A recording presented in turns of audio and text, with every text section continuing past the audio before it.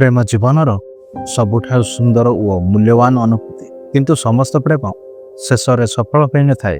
केतेबेले प्रेम मन को शक्तिशाली करे आउ केतेबेले सेही प्रेम ही हृदय को भांगी दिए।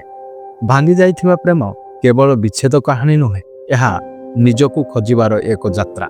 आघात पर किपरि आमे निजको संभाळिबा ताहा आमे एही भिडियो रे कहानी माध्यम रे बुझिबाकू चेष्टा करिबा। एही कहानीर नायिका होउछंती सायरा। गोटे साधारण परिवार झीट से प्रेम कला आउ स्वप्न देखिला, किंतु शेष रे सेही प्रेम तांको एका करी वेदना देईगला आउ निजको नुआ भावे गढ़िबार साहस देला। सायरा ओडिशा रे गोटे छोट सहर रे जन्म नैथिले। मिडिल क्लास परिवार सरल झील थिला। पढ़ाशुणा रे भल, सांस्कृतिक कार्यक्रम रे सक्रिय थिला। तांकर स्वप्न थिला गोटे शिक्षयित्री होई ग्रामर शिशु मानक पढ़ाइता, किंतु जीवन सबुबेले स्वप्न अनुजाई चले ना।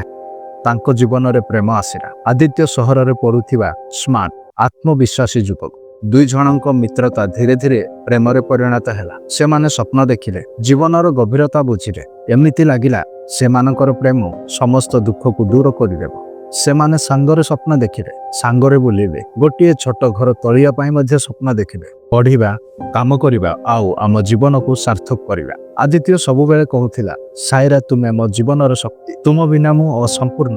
सायरा मध्ये ताकू हृदयर समस्त भल पाइबा देई देथिला। निज स्वप्न भय आशा सबू बाटेला। से मन कला एही प्रेम ही जीवनर सबठारु बड़ साथी। समय सहित परिस्थिति बदलिला। आदित्यंकर काम, सहरर चाप, परिवारर चाप सबू तांकू दूर करिदेला। ताको कथा कमिगला, मिलामिशा मध्ये कमिगला। सायरा अपेक्षा कला, तथापि से आशा छाड़िला नाही। गोटे दिन आदित्य स्पष्ट भावे कहिला, आमे दुई जन भिन्न दिगरे चालिबाक पड़िबो। मु मो कैरियर उपरे ध्यान देबी। आमर प्रेम शायद एठारे समाप्त हैला। से शब्द गुड़िक सायरा हृदय को चिरीदेला। तांको चारि पाखर संसार सबू अंधार हो गला। से निजको निर्जन भाविला। स्वप्न भांगीगला। प्रेम हठात शेष हो गला। सायरार जीवन नीरव हो गला। से कांदिला, खाइबा पीबा छाड़ीदेला। पाठ पढ़ा अधूरा रहीगला। घुमुरी घुमुरी रहिला। राति दिन सही पारला ना। निजको संदेह करिला, मु कि एते अयोग्य, मो प्रेम एते दुर्बल थिला कि? एही चिंता तांको मन को अधिक अंधकार आड़कू नौथिला। किंतु सबुठारु गभीर अंधकार परे थिला ए होउची नुआ आलोक। गोटे दिन सायरा निज सह कथा कला। से डायरी रे लेखिला, मु भांगी गली किंतु शेष होई पारेनी। मु पुणी उठी पारिबी। मु निजको फल पाई। से पढ़ा आरंभ कला। सांग मानक सह कथा हैला। निजको समय देला। जोग और ध्यान कला। धीरे धीरे से बुझिला जीवन केवल गोटे संपर्क उपरे निर्भर करे ना, निज स्वप्न निज शक्ति मध्य जीवन को चलाई पारे। से ग्रामर शिशु मानकू अल्प पैसा रे पढ़ाइबा आरंभ कला। निज अनुभूति को गल्प, कविता, शायरी रे लेखिला। तांको भांगी जाइथिबा प्रेम तांको जीवनर सबुठारु बड़ शिक्षा हेइलो।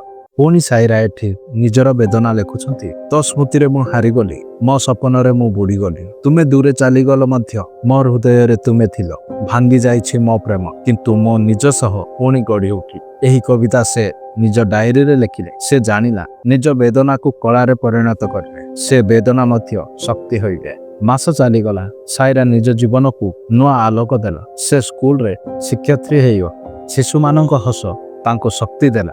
से निज गल्प नहीं ब्लॉग लेखिला। अन्य मानक प्रेरणा देला। एबे तांको पाखरे गोटे संदेश थिला, प्रेम भांगिले मध्य जीवन भांगी जाए नाही। निजको भल पाइले जीवन पुणी चली पारे। भांगी जाइथिबा प्रेम केबे शेष हुए नाही।